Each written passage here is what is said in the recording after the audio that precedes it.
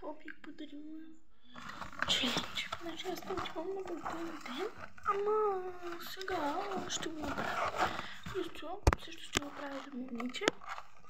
И за Константина, точно то няма да е за Константина. Просто подарък. И също какво бих ти подарила? Ще е такава бутика, където има такива неща, където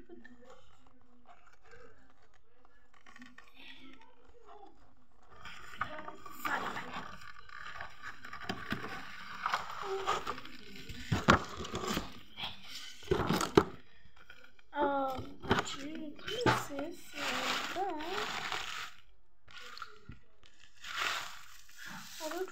сега вече не се добре, имам си кутията, такава четка. Но ще я подаря. Сега такава четка пак. Добре. Сега обикновено бих сложила една вода и така да е. Това да е крайка на всичко, но ще е толкова. Също аз не съм го сетих се. А сега тук бюрото ще си има такова преплененце, вътре винаги ще сложи някакви пари. Сигурно около 5 лева, около 50 лева. Не знам колко. Такова преплененце, също всички ще се могат да го преплененце. Не се отворя, да цвете в края.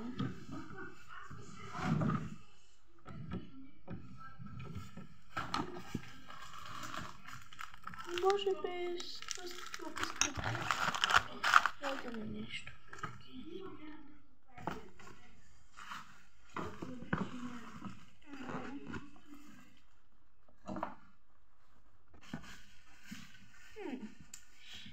Мисля, че ще е това. Не знам. Мисля, че ще е това.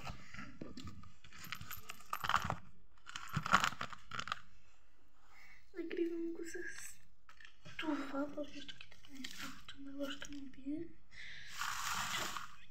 Ще ме убие. Охо.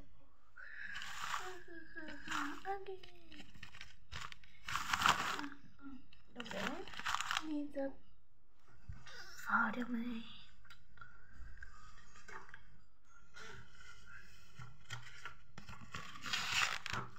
Също за Ненси и много се зарадвала.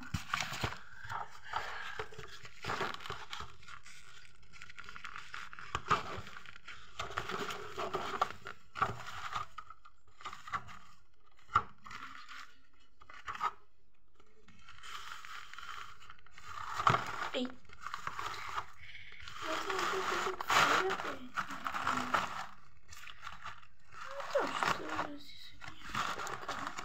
Така ще